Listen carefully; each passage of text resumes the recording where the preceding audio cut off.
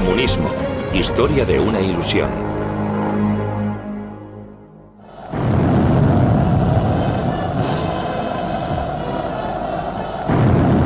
El imperio de Stalin.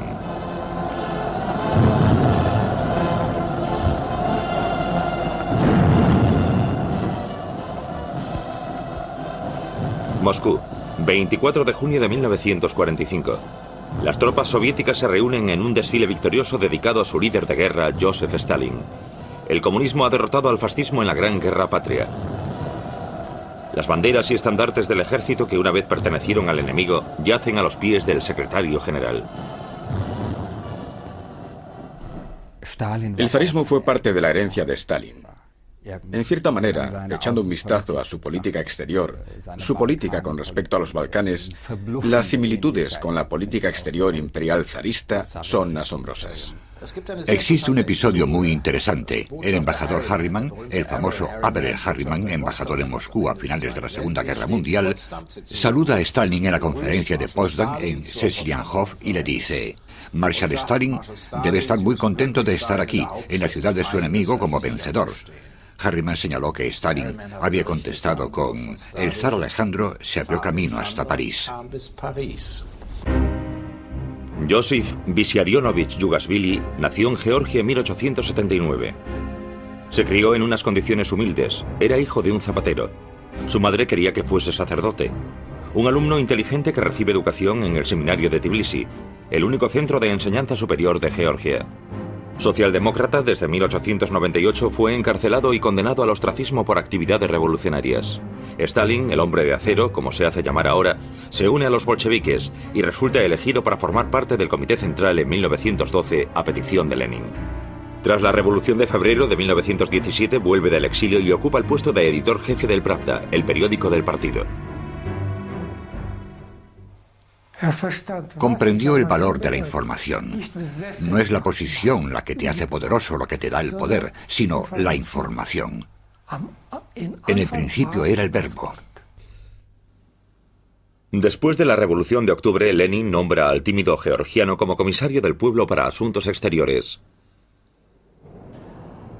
Lenin cree que el caos causado por los efectos de la Primera Guerra Mundial provocará el colapso de los gobiernos burgueses de Europa bajo la presión del proletariado internacional. Pero no llegó a producirse una revolución mundial. La guerra civil causa estragos en Rusia. Los bolcheviques, liderados por el comisario de guerra, Leo Trotsky, se alzan victoriosos. Rusia es ahora el único país gobernado por comunistas. Después de que Lenin sufra su primer infarto en 1922, Trotsky preside el desfile que celebra el 5º aniversario de la Revolución de Octubre. Aunque se trata a Trotsky como sucesor de Lenin, Stalin ha comenzado su lucha por el poder. Stalin ocupó la segunda fila en el liderazgo revolucionario. Un apparatchik hambriento de poder que utilizaba las puertas traseras de la burocracia, intrigas, terror, amenazas y corrupción para llegar al poder y mantenerse en él. Por supuesto, nadie podía prever quién era Stalin. No creo que Lenin lo supiese. Sí, Stalin era peligroso. Los jefes del Partido Comunista se reúnen alrededor del ataúd de Lenin. Solo faltaba uno, Leo Trotsky. Stalin envía a Trotsky una fecha falsa del entierro para evitar que asista a los servicios funerarios. Stalin lleva el ataúd junto con sus camaradas Zinoviev y Kameniev. El triunvirato tiene un objetivo común. Quieren repartir el poder de Lenin entre ellos. Después de que los bolcheviques fallasen en su intento de llevar la revolución proletaria al mundo, el partido bolchevique estaba desesperado por una nueva visión. Y Stalin les proporcionó una. Existen situaciones históricas en las que no triunfa necesariamente el más inteligente, ni el más previsor, sino la persona que dice con una especie de obsesión fanática: yo conozco el camino, camaradas. Stalin se dedicó a decir: somos lo suficientemente fuertes como para extender el socialismo nosotros solos. Y con ello Stalin apeló al orgullo nacional bolchevique. Establecer el socialismo en un país, en Rusia, es su eslogan. El mercado orientado a la economía que trajo consigo la nueva política económica de Lenin es incompatible con la visión comunista de Stalin. Su objetivo es el de una sociedad sin clases en la que los medios de producción pertenezcan al Estado. Por el año 1925 o 26, Stalin cuestionó la nueva política económica para abolirla después. Revocó la prohibición del consumo de alcohol que el zar Nicolás II puso en vigor en 1914 y que se mantuvo, a pesar de la guerra civil, hasta aproximadamente 1926, cuando Stalin dijo: "A un borracho no le preocupa la política". La capacidad teórica de Stalin era relativamente limitada, lo que ayuda a explicar por qué le desdeñaban cierto número de teóricos bolcheviques. Lo que Stalin y Lenin tenían en común era un extraordinario sentimiento por el espíritu de la época en que vivían. Lo primero que hizo fue dejar a Leo Trotsky, un defensor de la Revolución Mundial, fuera de los puestos oficiales por su tendencia izquierdista demasiado alejada de la línea del partido. Luego Stalin se volvió contra los que fueran sus camaradas. Zinoviev y Kameniev fueron despojados de su poder. Kameniev recuperó beneplácito y puesto después de una humillante y pública demostración de autocrítica. Stalin apelaba a unas tendencias democráticas e igualitarias dentro de las nuevas bases del partido. Tal como dijo en el 15º Congreso del Partido Bolchevique en diciembre de 1927, no necesitamos aristócratas en el partido. Stalin ordenó la detención de Trotsky, su adversario más peligroso, y siguiendo la más fina tradición zarista, también su destierro a Siberia. A continuación, desacreditó a los partidarios de la nueva política económica de Lenin, calificándolos de disidentes con tendencias derechistas, y los expulsó del poder. Stalin fue un político muy preciso y centrado cuando se trataba de posición política y personal en el poder. Y un inmenso país se vio sujeto a sus intereses por el poder. Los representantes más destacados de la facción stalinista no eran meros instrumentos del poder de Stalin, eran sus camaradas en espíritu. Y, gracias a su ayuda, él fue capaz de llevar a cabo esa revolución sin precedentes desde arriba. Con la presentación del primer plan quinquenal da comienzo el proyecto, construir el socialismo en un país. Stalin dedica el partido a desarrollar la industria pesada y a colectivizar la agricultura. Su principio, todo para el país, nada para el individuo. No hay espacio para el disentimiento. Quien vaya contra las líneas del partido es un enemigo del pueblo.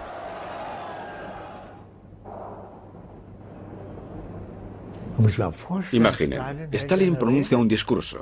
Luego divide el país en 3 grandes territorios. El primero queda totalmente colectivizado en la primavera de 1931. Los demás en la primavera de 1932. Y hubo unos pocos que quedaron atrás. Vamos a darles tiempo hasta 1933. Él era el único que determinaba con exactitud lo que tenían que hacer todos los agricultores y en qué momento. Sin lugar a dudas, esa colectivización fue absolutamente brutal. Acompañados por un esfuerzo de propaganda masiva, los agricultores se ven obligados a formar unas granjas de explotación colectiva dirigidas por el Estado conocidas como kolkhoz. La colectivización invierte la política de Lenin, que animaba a los agricultores a tomar posesión de las propiedades que estaban en manos de los grandes terratenientes con el lema «recuperar lo que fue robado». La manera de Lenin de conseguir que los agricultores volviesen al redil de la revolución. Y ahora Stalin les arrebata las tierras otra vez. Los agricultores prósperos, los denominados kulaks, son declarados enemigos del pueblo. Muchos de ellos son ejecutados, otros conducidos fuera del país o deportados. La colectivización degenera en una guerra de terror contra los campesinos que dura varios años y que lleva a la catástrofe. Solo en Ucrania, la despensa de la Unión Soviética, más de 4 millones de personas se mueren de hambre a comienzos de los años 30.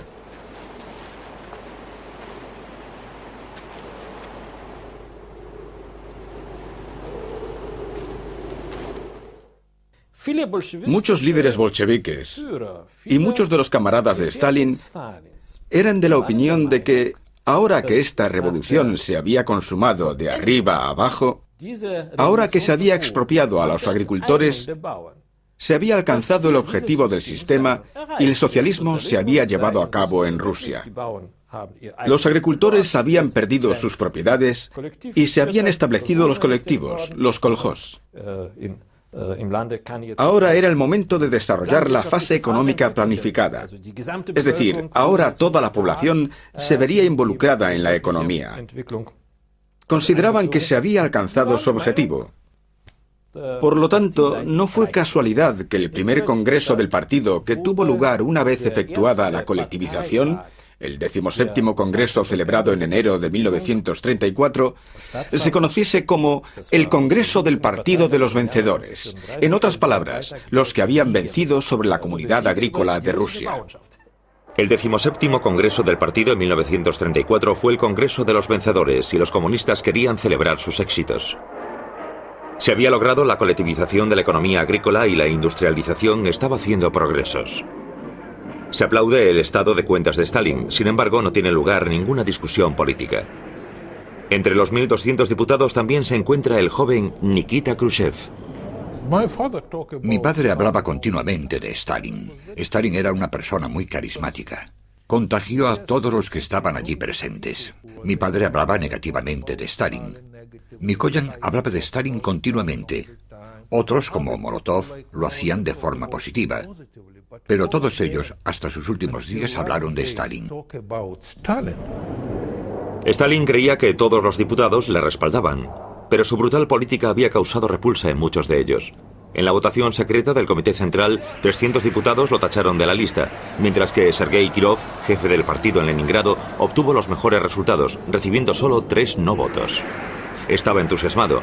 Stalin no podía aceptarlo y se aseguró de que los votos en su contra desapareciesen. Aparentemente impasible, Stalin posa con los diputados para las fotos. Pero su mortal desconfianza se había despertado. Poco tiempo después, Kirov resulta asesinado. El 70% de los miembros de ese comité central que votaron en el Congreso de los Vencedores fueron asesinados por Stalin en los siguientes 3 o 4 años. Lubyanka, la sede del servicio secreto, se convierte en el centro del terror. Miles de personas desaparecen para siempre tras sus puertas. En juicios públicos, antiguos aliados de Stalin como Kameniev y Zinoviev y muchos de sus oponentes dentro del partido son públicamente acusados, obligados a confesar y sentenciados a muerte ante una multitud entusiasmada.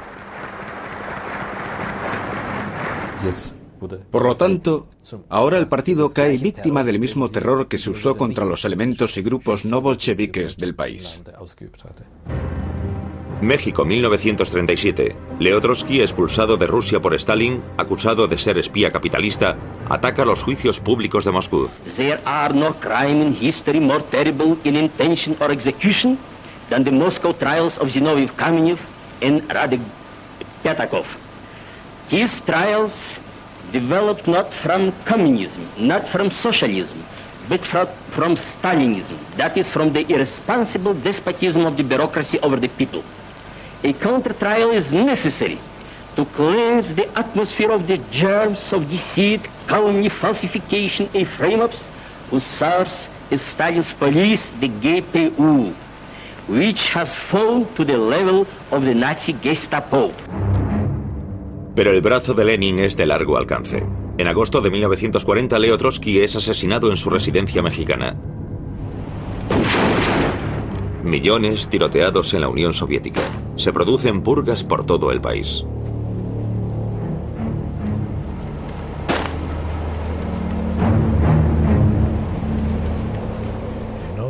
La respuesta a la pregunta de por qué mi padre sobrevivió a Stalin es como si vas a un sitio y te encuentras a una persona después de un terremoto y le preguntas, ¿cómo has sobrevivido al terremoto? Por casualidad, porque tuvo suerte, nada más. En 1937, ayudé a mi padre a limpiar su biblioteca, como se decía entonces. Mi padre y yo llevamos cestos llenos de libros de Trotsky, Zinoviev, Kameniev y otros que habían caído en desgracia.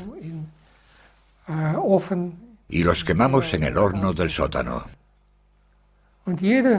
Y todos los días esperábamos que llegasen, se llevasen a mi padre y desapareciese. Una simple denuncia es suficiente para condenar a alguien. Se crean los gulags, un sistema de enormes campos de prisioneros.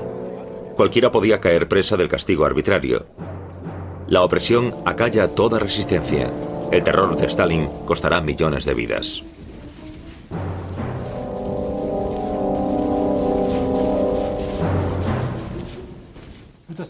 Era realmente un imperio del mal en el que el individuo no era nada. No solamente los que se resistían al sistema y no estaban de acuerdo con algo, sino también los que eran totalmente devotos del sistema. Toda la guardia leninista fue destruida, todos sus miembros. La oposición interna en la Unión Soviética fue casi completamente erradicada en los años 30. Sus miembros físicamente destruidos, tiroteados in situ o asesinados en los gulags. En prisión tenía a mi lado a militares de alto rango, obreros del partido, secretarios locales y de distrito, personal de la NKVD. No había ningún grupo profesional que no acabase en ese lugar de construcción. Nadie prestaba atención a cuántas personas morían, a cómo estaban alimentadas o vestidas. A nadie le interesaba. Si alguien conseguía sobrevivir el mayor tiempo posible en esos lugares, a nadie le importaba. Fue una lucha política. Queríamos construir una sociedad unificada y sobre esas bases solucionar los problemas internos y externos que más afectaban a nuestro Estado. Pero luego surgió la pregunta: ¿cómo debíamos proceder? Cientos de miles de prisioneros necesitaban trabajo, una base para vivir, y así comenzamos los grandes proyectos. Stalin descubre que el trabajo de los prisioneros supone un factor económico. Se utilizó a los trabajadores forzados en grandes proyectos como la construcción del Canal del Mar Blanco, en el ferrocarril siberiano o en la extracción de oro en Magadán. Después del año 1937, cuando se llevaron a millones de enemigos del pueblo, se decidió que debían trabajar. En primer lugar, se necesitaba oro, y en segundo lugar, se suponía que la gente debía caer muerta. En invierno no había palizas. Si alguien no podía trabajar más, no se le pegaba y se le dejaba tranquilo, pero se le quitaba el abrigo. Debía trabajar, porque de otra forma se moría congelado.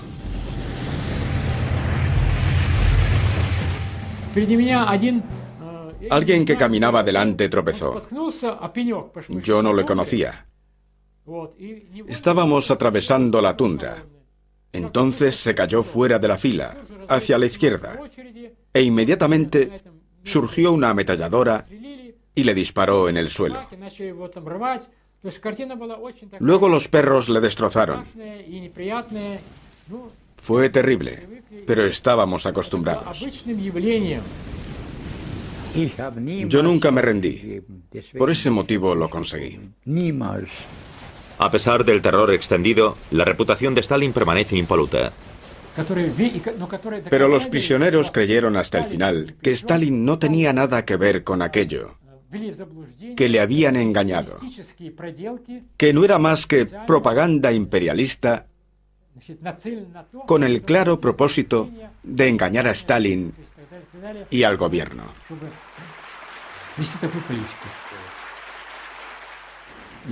Nuestros grandes científicos, que jugaron un papel muy importante en nuestro desarrollo económico, siempre hablaban de Stalin con gran respeto. Y a pesar de que muchos de ellos habían sido arrestados en unas condiciones muy duras, seguían investigando.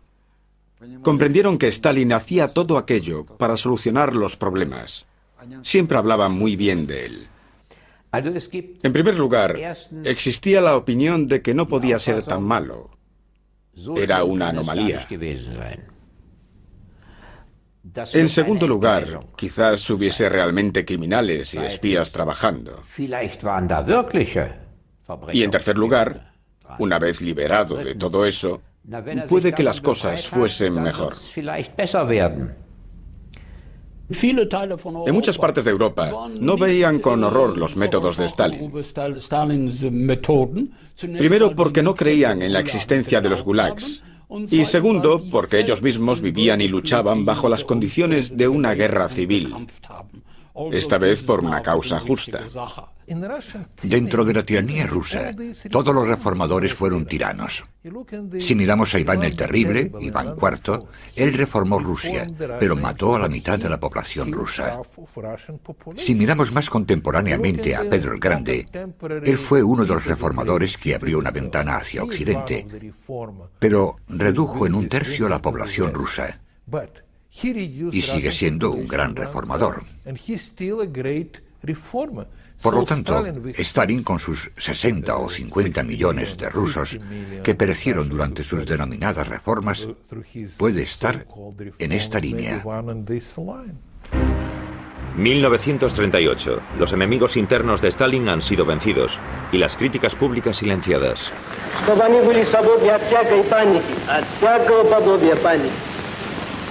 Когда дело начинает осложняться, и на горизонте вырисовывается кое-какая опасность, какая бы она ни была. Чтобы они были так же свободны от всякого подобия паники, как Ленин.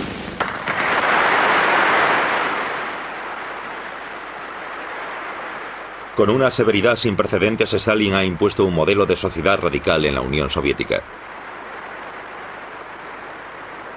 Stalin declara que se ha alcanzado el comunismo, el modelo supremo de sociedad. Pero su visión todavía iba más lejos, ya que de acuerdo con las enseñanzas marxistas sobre las formas de la conciencia, se dispone a crear el nuevo hombre socialista.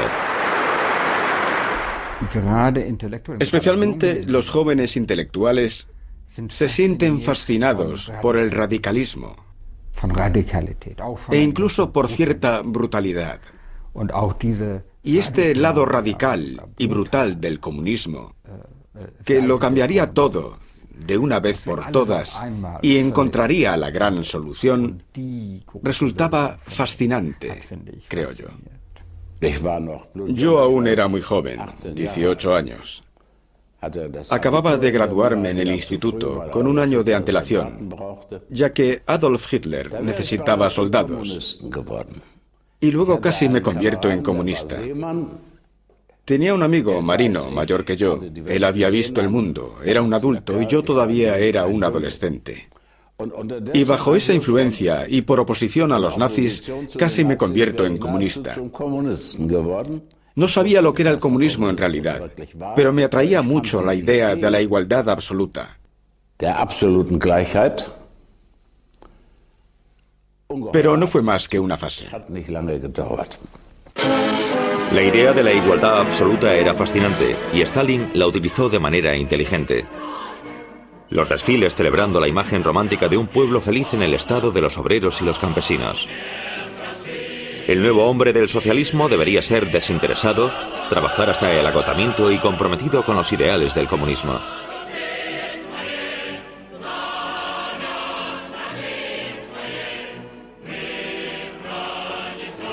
Y por encima de todo eso, Joseph Stalin. El comunismo quería el nuevo hombre. Y emprendió un enorme experimento que duró décadas para descubrir si eso era posible. Se remite a las viejas ideas para hacerlo. Y al final, el resultado es que el nuevo hombre no puede ser engendrado. Pero este optimismo antropológico de que uno puede hacer un nuevo hombre es, creo yo, el núcleo del fracaso del comunismo. Se declaró oficialmente que el marxismo-leninismo no era una teoría política, sino una ciencia. La ciencia de leyes y modelos que determinan a los países y pueblos en el pasado, presente y futuro. Leyes, no opiniones. El comunismo pretende ser una ideología científica con leyes y modelos. Y la manera detallada en que se presenta comienza con el materialismo dialéctico y los fenómenos psicológicamente tan interesantes que difieren de todas las demás creencias no comunistas. Es decir, síntesis, cooperación, colaboración, todo eso es negativo. La historia de la humanidad está determinada por los conflictos, la lucha y la contradicción. Se invita a los intelectuales de todas las partes del mundo al Congreso de Escritores celebrado en Moscú. Están comprometidos con la búsqueda de un mundo más justo. Maxim Gorki pronuncia el discurso de apertura. A sus ojos, el occidente capitalista está corrompido y el futuro pertenece al comunismo. Se pone al servicio de la propaganda estalinista sin ningún escrúpulo. Los artistas internacionales proporcionaron glamour al acto y legitimidad al régimen.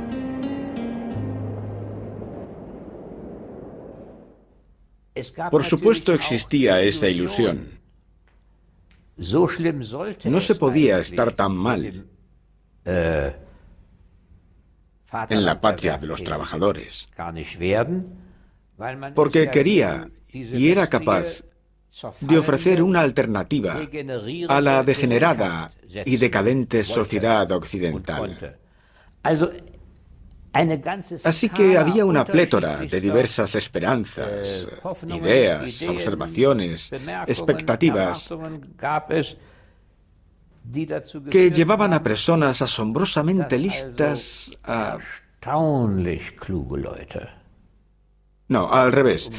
Personas asombrosamente inteligentes demostraron que la inteligencia y la astucia no tienen por qué ser idénticas.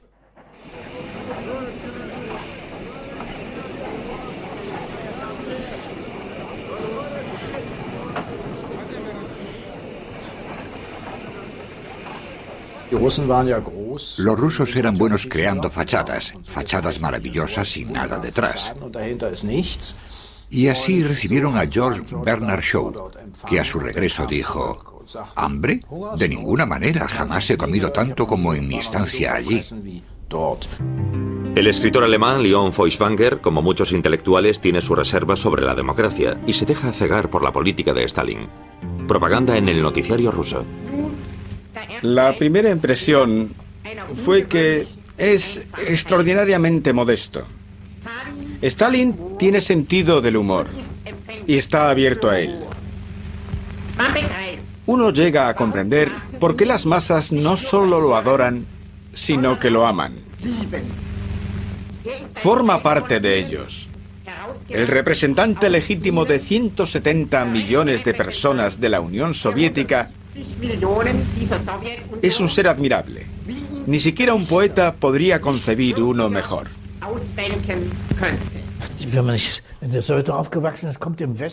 Si creces en la Unión Soviética y vienes a Occidente, todo el mundo comienza a hablar de estabilidad. ¿Estabilidad?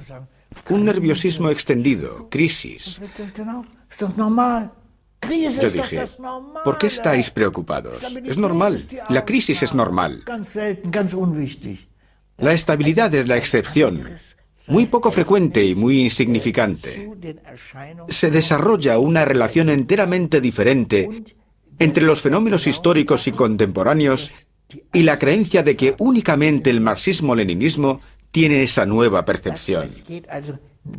Y eso va más allá de la situación actual y juega un enorme papel, sobre todo para los escritores, poetas y los a menudo olvidados científicos naturalistas.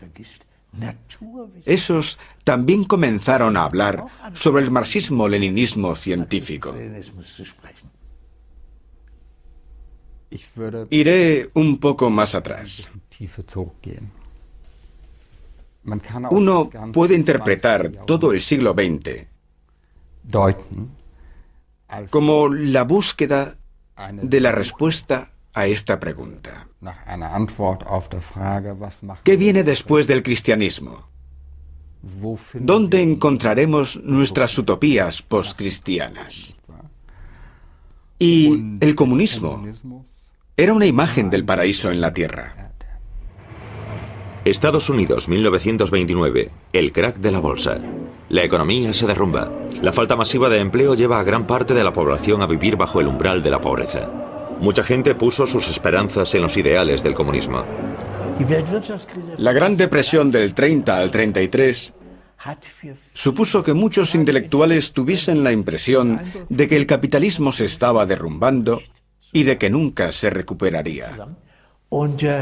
Pero en la Unión Soviética se estaba construyendo. La depresión hizo que fuese mucho más fácil sucumbir al mito soviético. La economía planificada de la Unión Soviética no se ve afectada por la crisis. El plan quinquenal de Stalin tiene éxito. Se forman asociaciones industriales importantes. Miles de ingenieros y trabajadores especializados de toda Europa y de Estados Unidos se presentan voluntarios para construir la Unión Soviética. No les asusta la dictadura comunista del proletariado.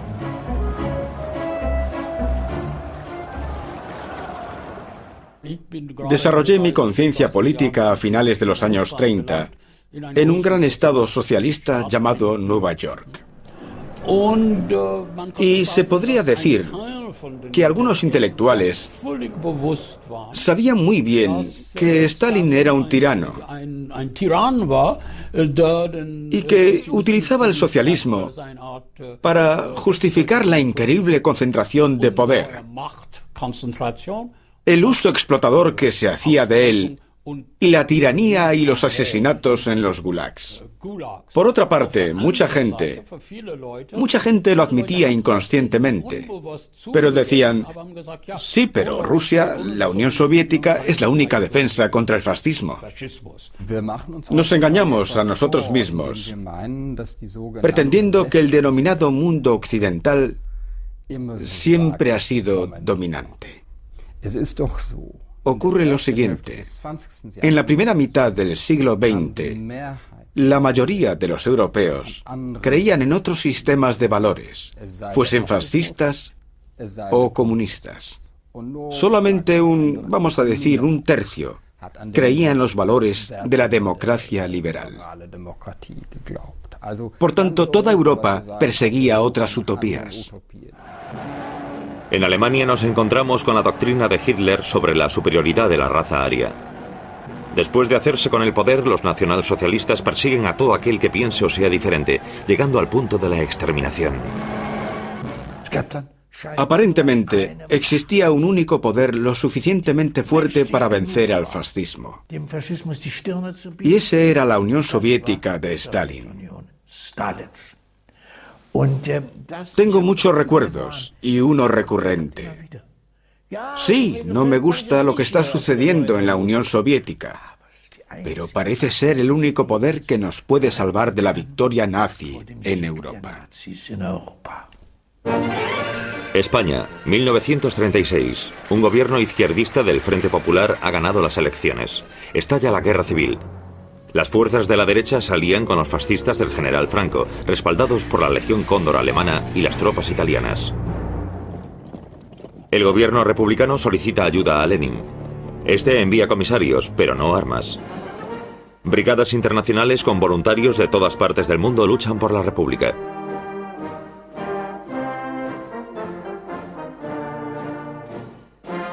Pero gracias a la posesión y uso del armamento y a las tropas extranjeras, los fascistas del general Franco se proclaman vencedores.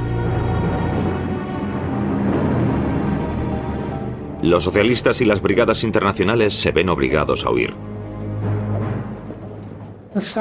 Stalin no era comunista, sino anticomunista. Para él, la reacción del mundo comunista era una cuestión secundaria. Stalin, durante el considerable período de desarrollo comunista en el que gobernó, miraba a los comunistas extranjeros con recelo o desdén. Stalin destruyó el triple de comunistas que Hitler.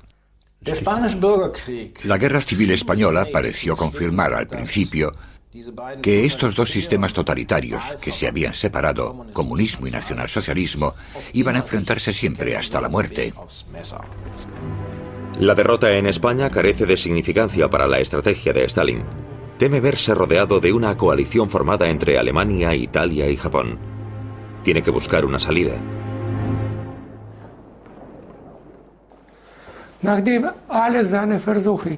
Después de que todos los intentos por formar una alianza con los ingleses y los franceses contra la agresión nazi fracasaran,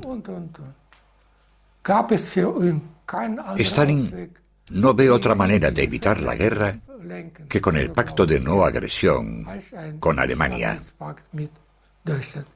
De acuerdo con todos los documentos nuevos que tenemos a nuestra disposición, esencialmente la intención de Stalin era, es imposible asegurarlo por completo, quedarse el mayor tiempo posible fuera de esa guerra mundial que él sabía que se vislumbraba y quizás sacar beneficio cuando se terminase. En agosto de 1939, Ribbentrop, el ministro alemán de Exteriores, vuela a Moscú cumpliendo órdenes de Hitler. Los dos dictadores más poderosos de Europa firman un pacto de no agresión. Hitler quiere curarse en salud antes de atacar el oeste de Europa. En un acuerdo secreto se reparten Polonia entre ambos. Hitler también permite a Stalin quedarse con los estados bálticos. En la Unión Soviética se interrumpe la propaganda antifascista.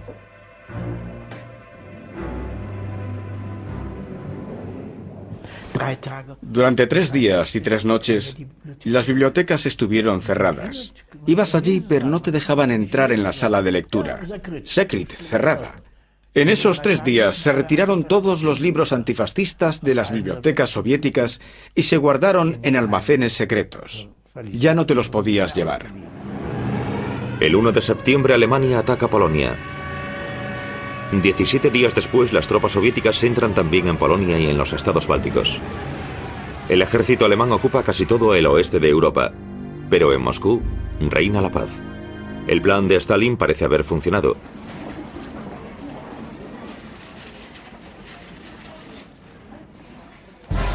Pero solo aparentemente. El 22 de junio de 1941 comienza el ataque de Hitler a la Unión Soviética. En noviembre, las tropas alemanas están a las puertas de Moscú. Stalin declara la Gran Guerra Patria. Los alemanes acaban derrotados con un coste enorme. Se han perdido 27 millones de vidas. Y ganamos la guerra. Una guerra de las más terribles. Una guerra que no solamente decidía el futuro de la Unión Soviética, sino también del mundo, sobre todo de Europa. Sobrevivimos a la guerra e hicimos progresos, pero con un coste tremendo. Perdimos al 90% de los jóvenes nacidos en los años 1921, 22 y 23. El 90% de esos jóvenes acabaron muertos.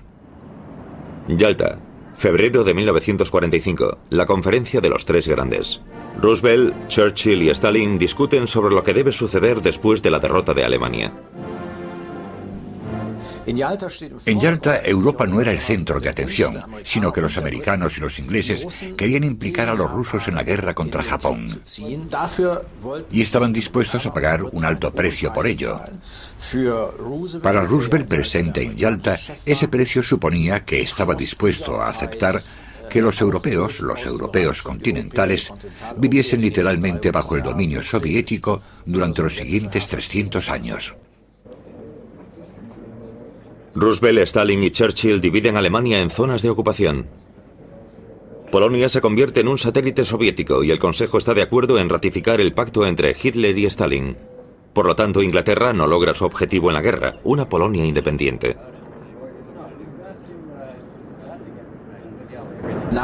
Después de Yalta se extendió un profundo pesimismo. Después de Yalta, Churchill sabía que se había perdido la guerra. Roosevelt le prometió a Stalin un préstamo de 4 a 5 mil millones de dólares al terminar la guerra, etcétera, etcétera. ¿Pero qué se consiguió? En marzo de 1945, en abril de 1945, ya estaba todo dispuesto. Churchill y su operación impensable. Una guerra contra la Unión Soviética inmediatamente después del fin de la Segunda Guerra Mundial. Muy pronto los aliados se convirtieron en enemigos acérrimos. Europa está dividida. From Stettin in the Baltic to Trieste in the Adriatic, an iron curtain has descended across the continent. El programa posterior a la guerra de Stalin no era construir estados socialistas en la Europa del Este, ni la sovietización de esos estados. Y, por supuesto, ni mencionar el avance hacia la costa atlántica. Ni Stalin ni el Ejército Rojo tenían fuerza para poder avanzar, para realizar un avance significativo. Sobre todo porque no se recibían las provisiones americanas, vehículos, gasolina y todo lo que se necesitaba. Pero Stalin tenía la visión de que Rusia o la Unión Soviética era la única potencia del continente. Nuestra inteligencia recibió una información inicial de fuentes de confianza, según decían, sobre planes de una guerra nuclear contra la Unión Soviética en otoño de 1945. Al principio, los partidos democráticos estaban permitidos en los países ocupados por la Unión Soviética, tal como se acordó en el Tratado de Yalta. Stalin declaró que cada país podía elegir su propio camino hacia el socialismo. Había que dar una apariencia democrática cuando en realidad se tenía todo bien sujeto, la típica política de cuadros. Había cierto número de movimientos de la resistencia en Polonia, en Ucrania, todavía activos en la oscuridad durante muchos años. Tenían armas suficientes, pero en 1949 esos movimientos fueron eliminados. El líder del partido yugoslavo y héroe partisano, Josip Broz, conocido como Tito, elige su propio camino hacia el socialismo. El pueblo yugoslavo aplaude su ruptura con la Unión Soviética en 1948. La unidad del comunismo se ha roto. De ahora en adelante, Moscú ya no es el portavoz de todos los comunistas. China, 1949. Tras 3 años de guerra civil, Mao Zedong declara la República Popular.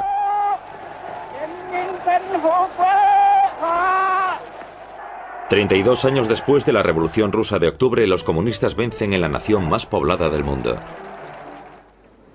Mao Zedong, descendiente de una familia de campesinos y estudiante de magisterio, cofunda el Partido Comunista Chino en 1921.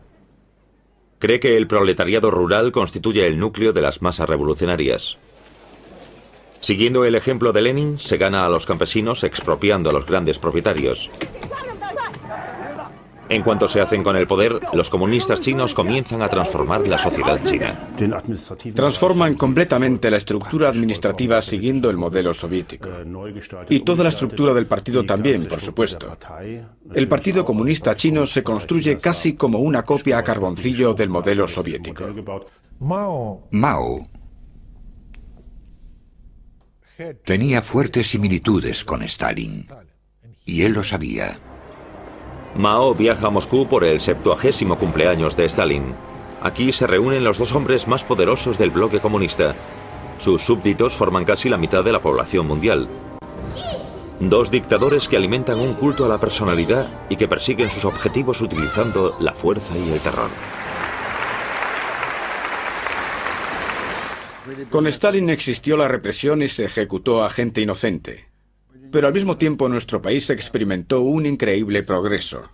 Se convirtió en una superpotencia, se industrializó con éxito la economía y se colectivizó la agricultura. Fue una revolución extraordinaria que ayudó a avanzar a nuestro país. Stalin no fue un líder efectivo, porque mediante sus purgas, sus ejecuciones, acabó con mucha de la población realmente productiva. Y eso fue contraproducente para el país. El estalinismo supuso una auténtica e implacable autodestrucción del talento. Y en su proceso casi se convierte en norma en el sistema soviético y por extensión en los sistemas que imitaban al sistema soviético para promover a unas personas que eran esencialmente inferiores, que no eran creativas, que eran serviles, que eran oportunistas y que, para decirlo de manera simple, eran bastante estúpidas. El 5 de marzo de 1953 muere Stalin. Cientos de miles de personas afligidas le presentan sus últimos respetos. Sucesores y rivales por su trono se reúnen alrededor de su ataúd. El que había sido durante mucho tiempo secretario personal de Stalin, Gregory Malenkov, el secretario del partido Nikita Khrushchev, y el poderoso jefe del servicio secreto, Lavrenti Beria, quien 3 días después de la muerte de Stalin ordena la liberación de 1.200.000 prisioneros de los gulags. La lucha por el poder y sucesión de Stalin ha dado comienzo. Tras la muerte de Stalin, todo el mundo espera cambios. Berlín, junio de 1953. La situación financiera en la RDA es crítica.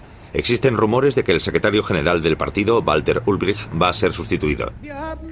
Hemos seguido el consejo que el camarada Stalin nos dio. Cuando Ulbricht endureció las normas laborales, los trabajadores de la construcción de la Stalinhalle en Berlín Este tomaron las calles. Las protestas extendidas por todo el país se convirtieron en una revuelta popular. Los manifestantes asaltaron las oficinas del partido para pedir elecciones libres. Ulbricht solicitó la ayuda del ejército soviético. Cada país tiene su propia mitología. La mitología alemana giraba en torno a esos acontecimientos que generaron una revolución. En realidad, según el punto de vista de mi padre, fue una huelga económica contra ciertas actuaciones equivocadas. Y segundo, según su opinión, era un problema de los alemanes. Los soviéticos situaron sus tanques en las calles y todo se tranquilizó. Los tanques soviéticos aplastaron la rebelión. En Moscú, los que rivalizan por el poder explotan el incidente con propósitos políticos. Culpan de la revuelta al servicio secreto dirigido por Beria. En diciembre de 1953, Beria es asesinado. En 1955, Malenkov se ve privado de su poder. 3 años después de la muerte de Stalin, Nikita Khrushchev ha logrado alcanzar una posición favorable. En el 20º Congreso del partido en 1956 asume otro riesgo considerable. En un discurso espectacular denuncia los crímenes de Stalin, algo equivalente a la blasfemia. Pero su riesgo vale la pena, consigue convencer a los diputados.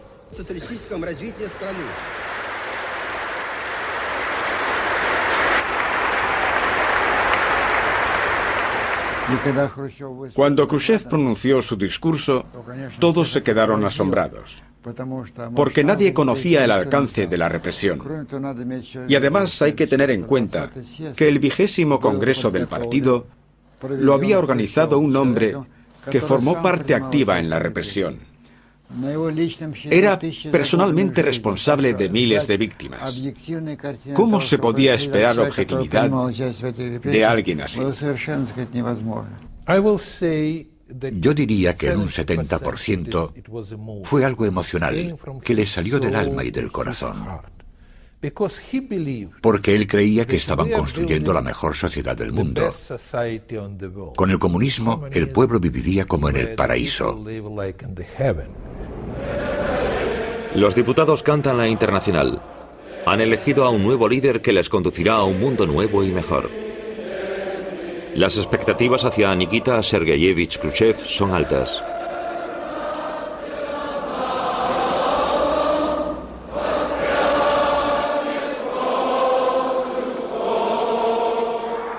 Aunque el discurso de Khrushchev no se publica, su mensaje se extiende rápidamente por el mundo. Los partidos comunistas de los estados satélites siguen el ejemplo de Moscú y practican la autocrítica pública. En Polonia, la multitud toma las calles en una demostración de democracia. Fuerzan la readmisión de Gomulka, el jefe del partido, que había sido arrestado bajo el mandato de Stalin. El viaje de Khrushchev a Polonia no puede evitarlo. Consiguió que Gomulka hiciese una declaración. No nos apartaremos del bloque soviético. Nos interesa la presencia del ejército soviético en nuestro territorio. Khrushchev le dijo, trato hecho, y se hicieron amigos. Los húngaros demuestran su solidaridad con Polonia. Ellos piden también libertad y democracia.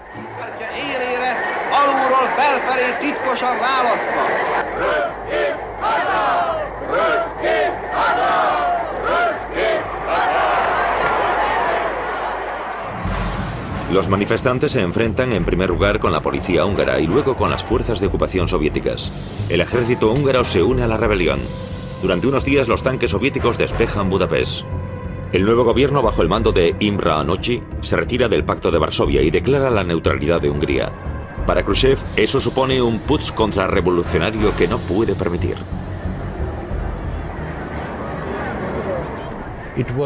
Eran combatientes libres, gente normal que luchaba por su libertad, por supuesto, pero detrás de ellos estaban las poderosas fuerzas antisoviéticas. Había dos poderes que participaban en un juego por el poder, y estaba la gente normal que les pagaba su juguete. Gracias a la fuerza superior de los tanques soviéticos, Khrushchev aplasta la rebelión. Llevados por la desesperación, los húngaros recurren a las Naciones Unidas pidiendo ayuda. Pero no se produce nada más allá de la aprobación de algunas resoluciones. Khrushchev ha reafirmado su poder. Convencido de que el sistema comunista es superior, se dispone a ganar la batalla contra el capitalismo.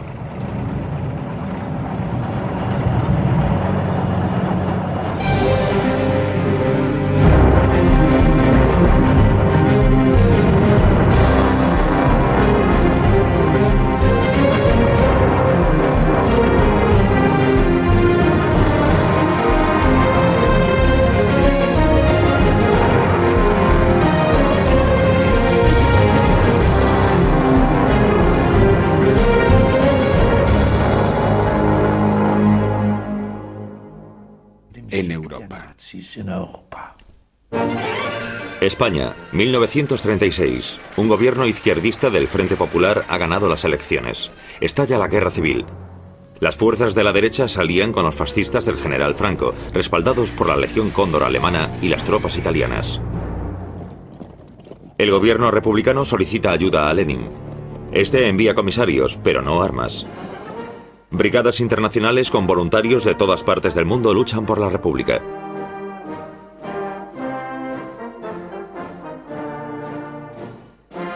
Pero gracias a la posesión y uso del armamento y a las tropas extranjeras, los fascistas del general Franco se proclaman vencedores. Los socialistas y las brigadas internacionales se ven obligados a huir. Stalin no era comunista, sino anticomunista. Para él la reacción del mundo comunista era una cuestión secundaria. Stalin, durante el considerable período de desarrollo comunista en el que gobernó,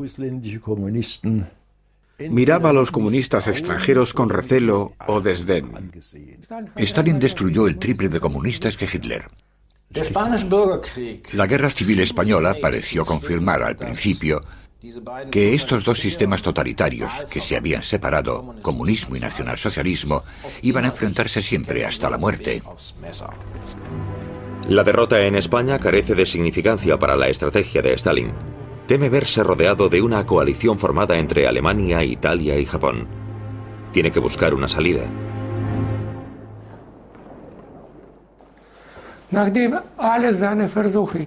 Después de que todos los intentos por formar una alianza con los ingleses y los franceses contra la agresión nazi fracasaran, Stalin no ve otra manera de evitar la guerra que con el pacto de no agresión con Alemania. De acuerdo con todos los documentos nuevos que tenemos a nuestra disposición, esencialmente la intención de Stalin era, es imposible asegurarlo por completo, quedarse el mayor tiempo posible fuera de esa guerra mundial que él sabía que se vislumbraba y quizás sacar beneficio cuando se terminase. En agosto de 1939, Ribbentrop, el ministro alemán de Exteriores, vuela a Moscú cumpliendo órdenes de Hitler. Los dos dictadores más poderosos de Europa firman un pacto de no agresión. Hitler quiere curarse en salud antes de atacar el oeste de Europa. En un acuerdo secreto se reparten Polonia entre ambos. Hitler también permite a Stalin quedarse con los estados bálticos. En la Unión Soviética se interrumpe la propaganda antifascista. ¿Por qué estáis preocupados? Es normal. La crisis es normal. La estabilidad es la excepción. Muy poco frecuente y muy insignificante. Se desarrolla una relación enteramente diferente entre los fenómenos históricos y contemporáneos y la creencia de que únicamente el marxismo-leninismo tiene esa nueva percepción. Y eso va más allá de la situación actual y juega un enorme papel, sobre todo para los escritores, poetas y los a menudo olvidados científicos naturalistas. Esos también comenzaron a hablar sobre el marxismo-leninismo científico. Iré un poco más atrás. Uno puede interpretar todo el siglo XX como la búsqueda de la respuesta a esta pregunta. ¿Qué viene después del cristianismo? ¿Dónde encontraremos nuestras utopías postcristianas? Y el comunismo era una imagen del paraíso en la tierra. Estados Unidos, 1929. El crack de la bolsa. La economía se derrumba. La falta masiva de empleo lleva a gran parte de la población a vivir bajo el umbral de la pobreza. Mucha gente puso sus esperanzas en los ideales del comunismo. La Gran Depresión del 30 al 33 supuso que muchos intelectuales tuviesen la impresión de que el capitalismo se estaba derrumbando y de que nunca se recuperaría. Pero en la Unión Soviética se estaba construyendo. La depresión hizo que fuese mucho más fácil sucumbir al mito soviético. La economía planificada de la Unión Soviética no se ve afectada por la crisis. El plan quinquenal de Stalin tiene éxito. Se forman asociaciones industriales importantes. Miles de ingenieros y trabajadores especializados de toda Europa y de Estados Unidos se presentan voluntarios para construir la Unión Soviética. No les asusta la dictadura comunista del proletariado.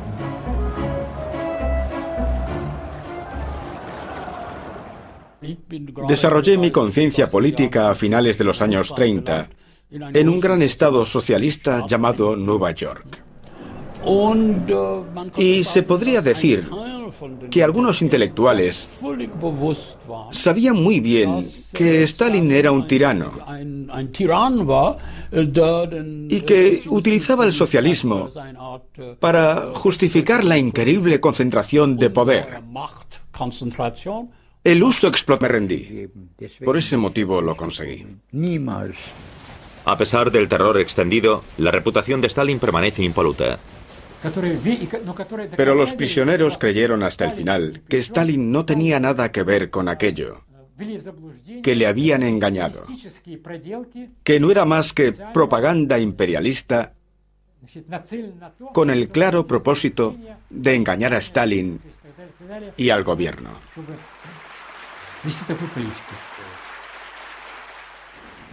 Nuestros grandes científicos, que jugaron un papel muy importante en nuestro desarrollo económico, siempre hablaban de Stalin con gran respeto.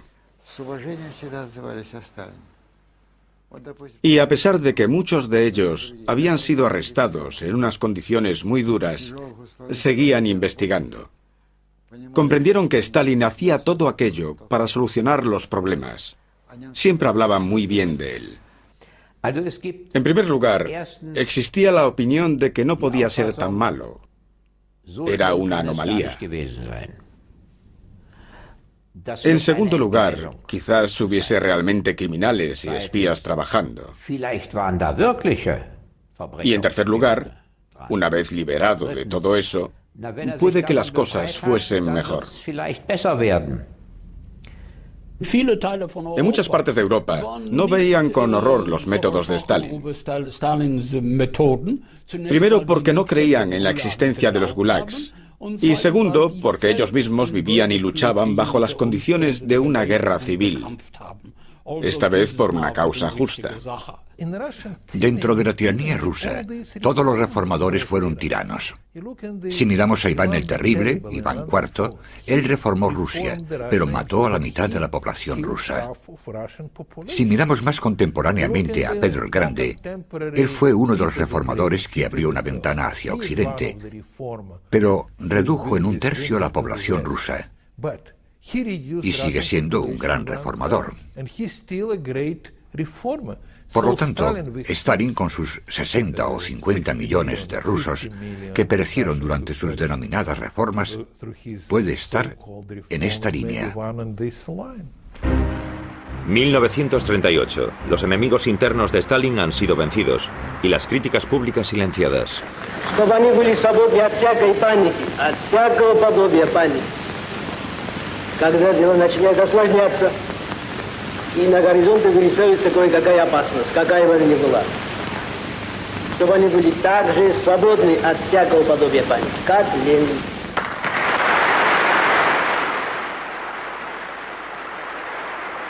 Que él sabía que se vislumbraba y quizás sacar beneficio cuando se terminase. En agosto de 1939, Ribbentrop, el ministro alemán de Exteriores, vuela a Moscú cumpliendo órdenes de Hitler. Los dos dictadores más poderosos de Europa firman un pacto de no agresión. Hitler quiere curarse en salud antes de atacar el oeste de Europa. En un acuerdo secreto se reparten Polonia entre ambos. Hitler también permite a Stalin quedarse con los estados bálticos. En la Unión Soviética se interrumpe la propaganda antifascista.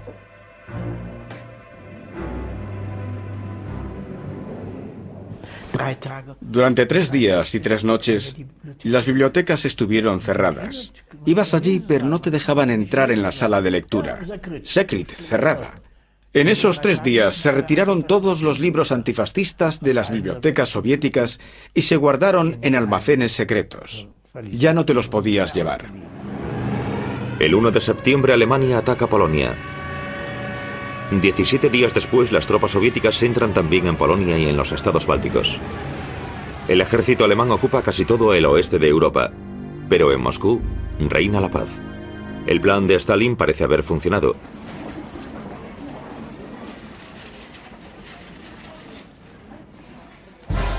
Pero solo aparentemente.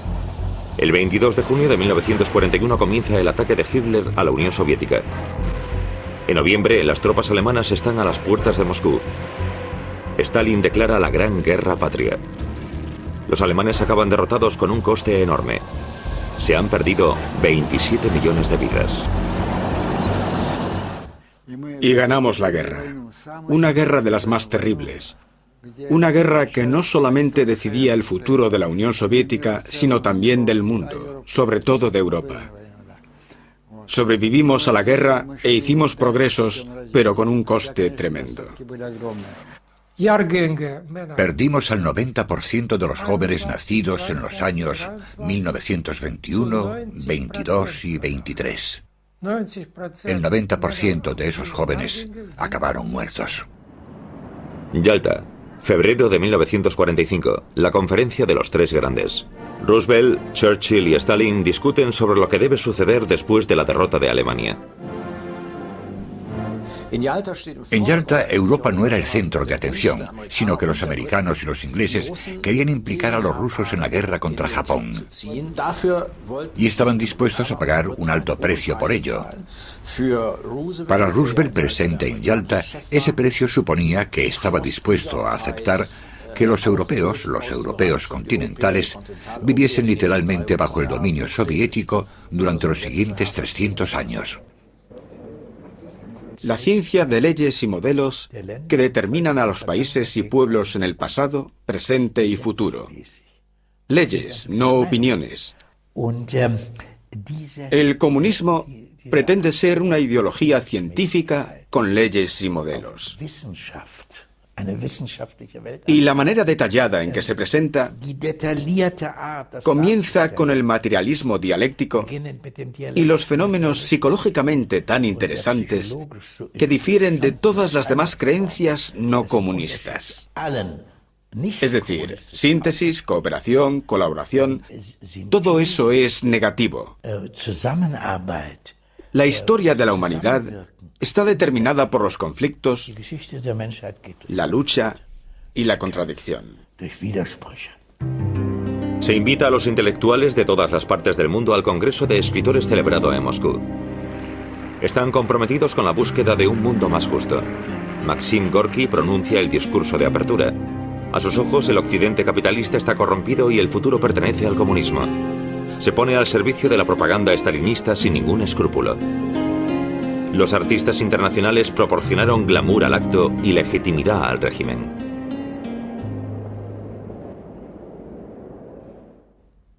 Por supuesto existía esa ilusión. No se podía estar tan mal en la patria de los trabajadores, porque quería y era capaz de ofrecer una alternativa a la degenerada y decadente sociedad occidental. Así que había una plétora de diversas esperanzas, ideas, observaciones, expectativas que llevaban a personas asombrosamente listas a... No, al revés. Personas asombrosamente inteligentes demostraron que la inteligencia y la astucia no tienen por qué ser idénticas.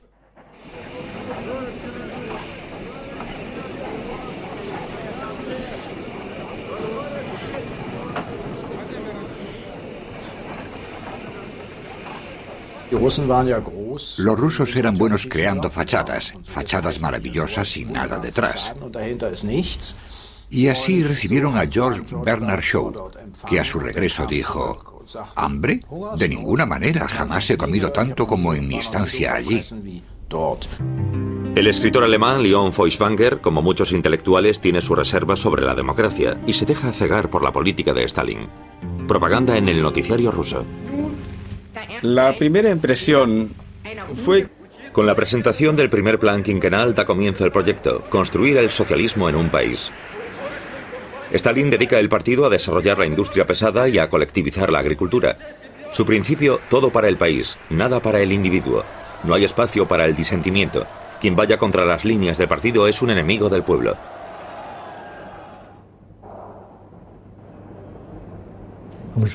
Imaginen, Stalin pronuncia un discurso. Luego divide el país en 3 grandes territorios.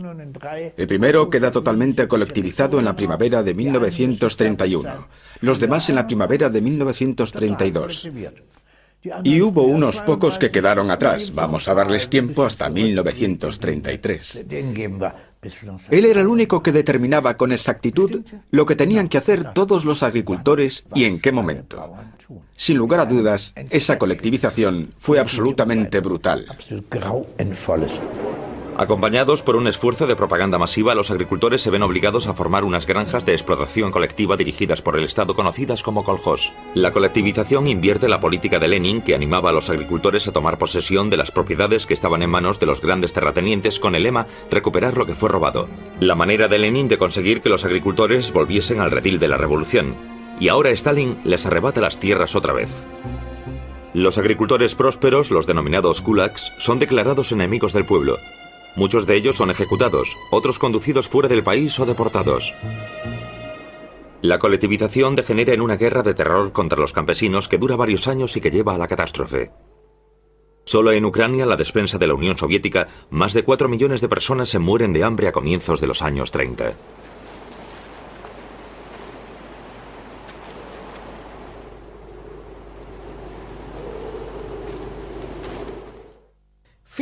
Muchos líderes bolcheviques y muchos de los camaradas de Stalin eran de la opinión de que, ahora que esta revolución se había consumado de arriba a abajo, ahora que se había expropiado a los agricultores, se había alcanzado el objetivo del sistema y el socialismo se había llevado a cabo en Rusia. Los agricultores habían perdido sus propiedades y se habían establecido los colectivos, los kolkhos. Ahora era el momento de desarrollar la fase económica planificada. Es decir, ahora toda la población se vería involucrada en la economía. Consideraban que se había alcanzado su objetivo. Por lo tanto, no fue casualidad que el primer congreso del partido, que tuvo lugar una vez efectuada la colectivización, el 17º Congreso celebrado en enero de 1934, se conociese como el Congreso del Partido de los Vencedores. En otras palabras, los que habían vencido sobre la comunidad de Stalin era relativamente limitada, lo que ayuda a explicar por qué le desdeñaban cierto número de teóricos bolcheviques. Lo que Stalin y Lenin tenían en común era un extraordinario sentimiento por el espíritu de la época en que vivían. Lo primero que hizo fue dejar a Leo Trotsky, un defensor de la Revolución Mundial, fuera de los puestos oficiales por su tendencia izquierdista demasiado alejada de la línea del partido. Luego Stalin se volvió contra los que fueran sus camaradas. Zinoviev y Kameniev fueron despojados de su poder. Kameniev recuperó beneplácito y puesto después de una humillante y pública demostración de autocrítica. Stalin apelaba a unas tendencias democráticas e igualitarias dentro de las nuevas bases del partido. Tal como dijo en el 15º Congreso del Partido Bolchevique en diciembre de 1927, no necesitamos aristócratas en el partido. Stalin ordenó la detención de Trotsky, su adversario más peligroso, y siguiendo la más fina tradición zarista, también su destierro a Siberia. A continuación, desacreditó a los partidarios de la nueva política económica de Lenin, calificándolos de disidentes con tendencias derechistas, y los expulsó del poder.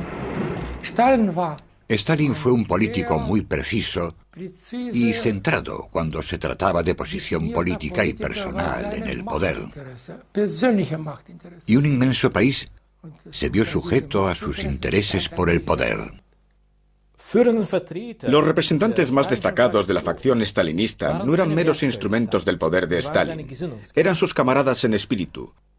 Y, gracias a su ayuda, él fue capaz de llevar a cabo esa revolución sin precedentes desde arriba. Con la presentación del primer plan quinquenal da comienzo el proyecto, construir el socialismo en un país. Stalin dedica el partido a desarrollar la industria pesada y a colectivizar la agricultura. Su principio, todo para el país, nada para el individuo. No hay espacio para el disentimiento. Quien vaya contra las líneas del partido es un enemigo del pueblo.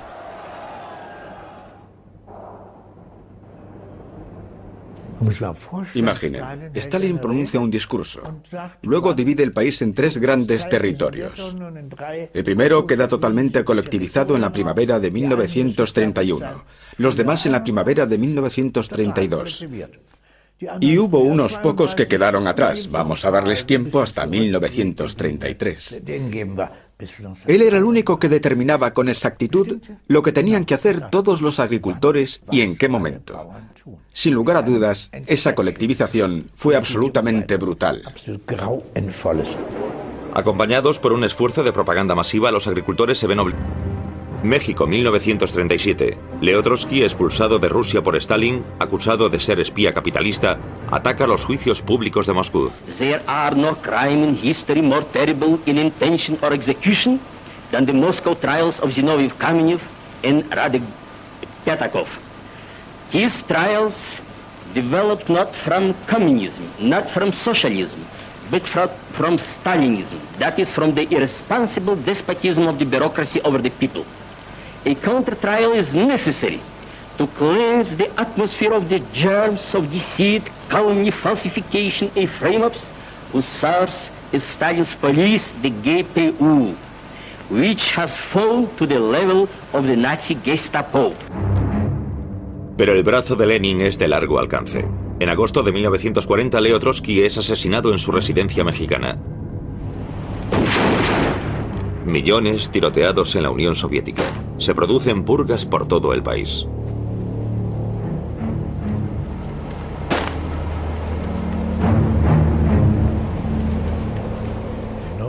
La respuesta a la pregunta de por qué mi padre sobrevivió a Stalin es como si vas a un sitio y te encuentras a una persona después de un terremoto y le preguntas, ¿cómo has sobrevivido al terremoto? Por casualidad, porque tuvo suerte, nada más. En 1937, ayudé a mi padre a limpiar su biblioteca, como se decía entonces. Mi padre y yo llevamos cestos llenos de libros de Trotsky, Zinoviev, Kameniev y otros que habían caído en desgracia. Y los quemamos en el horno del sótano. Y todos los días esperábamos que llegasen, se llevasen a mi padre y desapareciese. Una simple denuncia es suficiente para condenar a alguien. Se crean los gulags, un sistema de enormes campos de prisioneros. Cualquiera podía caer presa del castigo arbitrario. La opresión acalla toda resistencia. El terror de Stalin costará millones de vidas.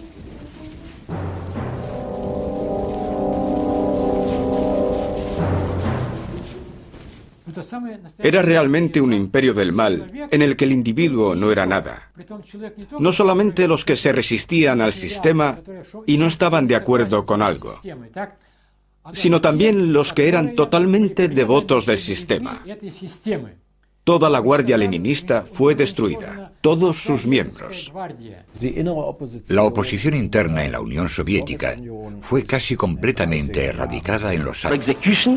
Than the Moscow trials of Zinoviev Kamenev and Radik Petakov. These trials developed not from communism, not from socialism, but from Stalinism, that is from the irresponsible despotism of the bureaucracy over the people. A counter-trial is necessary to cleanse the atmosphere of the germs of deceit, calumny, falsification, and frame-ups whose source is Stalin's police, the GPU, which has fallen to the level of the Nazi Gestapo. Pero el brazo de Lenin es de largo alcance. En agosto de 1940, Leo Trotsky es asesinado en su residencia mexicana. Millones tiroteados en la Unión Soviética.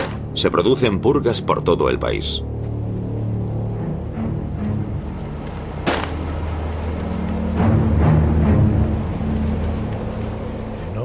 La respuesta a la pregunta de por qué mi padre sobrevivió a Stalin es como si vas a un sitio y te encuentras a una persona después de un terremoto y le preguntas, ¿cómo has sobrevivido al terremoto? Por casualidad, porque tuvo suerte, nada más. En 1937 ayudé a mi padre a limpiar su biblioteca, como se decía entonces. Mi padre y yo llevamos cestos llenos de libros de Trotsky, Zinoviev, Kamenev y otros que habían caído en desgracia, y los quemamos en el horno del sótano. Y todos los días esperábamos que llegasen, se llevasen a mi padre y desapareciese. Una simple denuncia es suficiente para condenar a alguien. Se crean los gulags, un sistema de enormes campos de prisioneros. Cualquiera podía caer presa del castigo arbitrario. La opresión acalla toda resistencia. El terror de Stalin costará millones de vidas.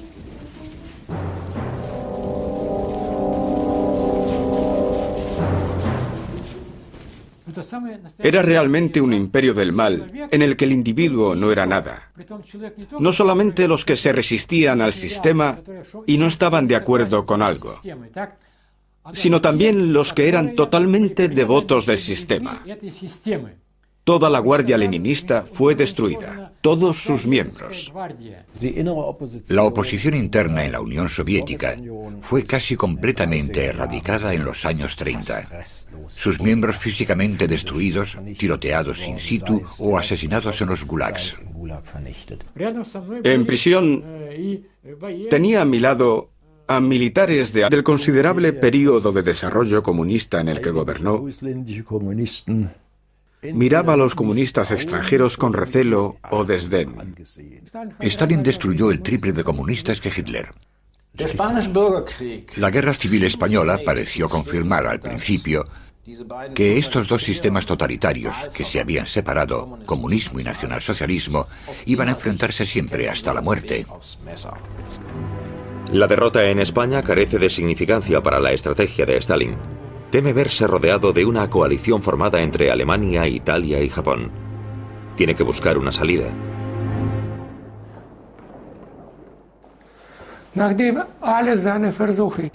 Después de que todos los intentos por formar una alianza con los ingleses y los franceses contra la agresión nazi fracasaran, Stalin no ve otra manera de evitar la guerra que con el pacto de no agresión con Alemania. De acuerdo con todos los documentos nuevos que tenemos a nuestra disposición, Esencialmente, la intención de Stalin era, es imposible asegurarlo por completo, quedarse el mayor tiempo posible fuera de esa guerra mundial que él sabía que se vislumbraba y quizás sacar beneficio cuando se terminase. En agosto de 1939, Ribbentrop, el ministro alemán de Exteriores, vuela a Moscú cumpliendo órdenes de Hitler. Los dos dictadores más poderosos de Europa firman un pacto de no agresión. Hitler quiere curarse en salud antes de atacar el oeste de Europa. En un acuerdo secreto se reparten Polonia entre ambos. Hitler también permite a Stalin quedarse con los estados bálticos. En la Unión Soviética se interrumpe la propaganda antifascista.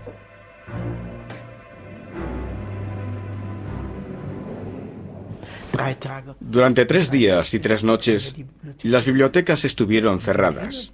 Ibas allí, pero no te dejaban entrar en la sala de lectura. Secret, cerrada.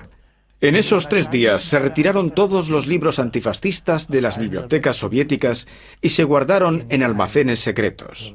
Ya no te los podías llevar. El 1 de septiembre Alemania ataca Polonia. 17 días después, las tropas soviéticas entran también en Polonia y en los estados bálticos. El ejército alemán ocupa casi todo el oeste de Europa, pero en Moscú reina la paz. El plan de Stalin parece haber funcionado.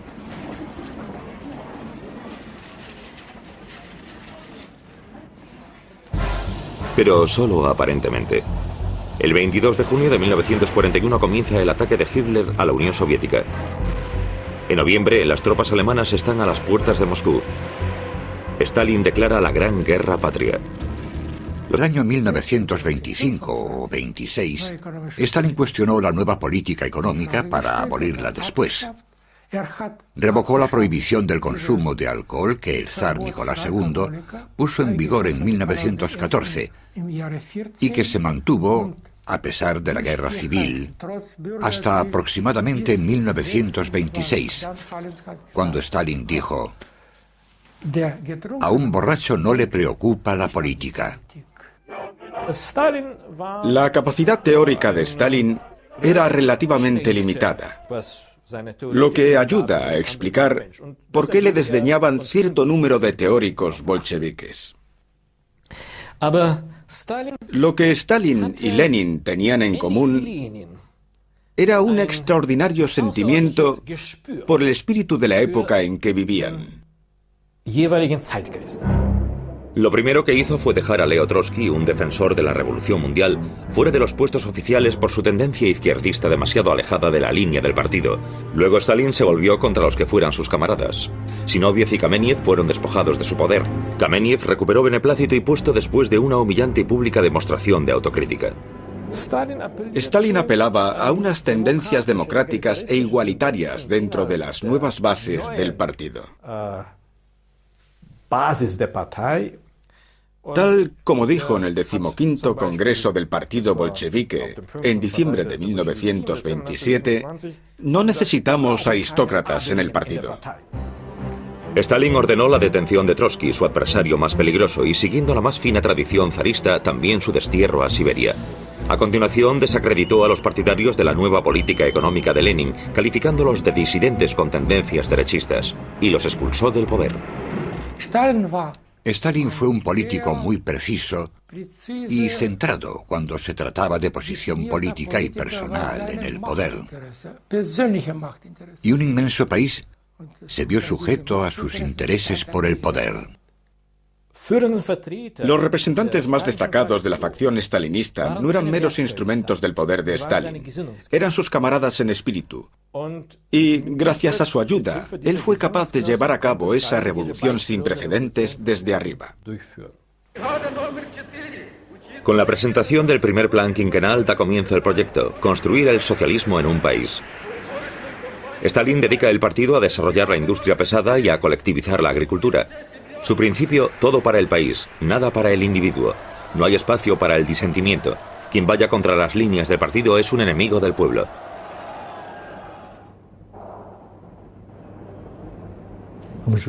Imaginen, Stalin pronuncia un discurso. Luego divide el país en 3 grandes orgullo nacional bolchevique. Establecer el socialismo en un país, en Rusia, es su eslogan. El mercado orientado a la economía que trajo consigo la nueva política económica de Lenin es incompatible con la visión comunista de Stalin. Su objetivo es el de una sociedad sin clases en la que los medios de producción pertenezcan al Estado. Por el año 1925 o 26, Stalin cuestionó la nueva política económica para abolirla después. Revocó la prohibición del consumo de alcohol que el zar Nicolás II puso en vigor en 1914 y que se mantuvo, a pesar de la guerra civil, hasta aproximadamente 1926, cuando Stalin dijo: "A un borracho no le preocupa la política". La capacidad teórica de Stalin era relativamente limitada, lo que ayuda a explicar por qué le desdeñaban cierto número de teóricos bolcheviques. Lo que Stalin y Lenin tenían en común era un extraordinario sentimiento por el espíritu de la época en que vivían. Lo primero que hizo fue dejar a Leo Trotsky, un defensor de la Revolución Mundial, fuera de los puestos oficiales por su tendencia izquierdista demasiado alejada de la línea del partido. Luego Stalin se volvió contra los que fueran sus camaradas. Zinoviev y Kameniev fueron despojados de su poder. Kameniev recuperó beneplácito y puesto después de una humillante y pública demostración de autocrítica. Stalin apelaba a unas tendencias democráticas e igualitarias dentro de las nuevas bases del partido. Tal como dijo en el 15º Congreso del Partido Bolchevique en diciembre de 1927, no necesitamos aristócratas en el partido. Stalin ordenó la detención de Trotsky, su adversario más peligroso, y siguiendo la más fina tradición zarista, también su destierro a Siberia. A continuación, desacreditó a los partidarios de la nueva política económica de Lenin, calificándolos de disidentes con tendencias derechistas, y los expulsó del poder. Stalin fue un político muy preciso y centrado cuando se trataba de posición política y personal en el poder. Y un inmenso país se vio sujeto a sus intereses por el poder. Los representantes más destacados de la facción stalinista no eran meros instrumentos del poder de Stalin, eran sus camaradas en espíritu. Y, gracias a su ayuda, él fue capaz de llevar a cabo esa revolución sin precedentes desde arriba. Con la presentación del primer plan quinquenal da comienzo el proyecto: construir el socialismo en un país. Stalin dedica el partido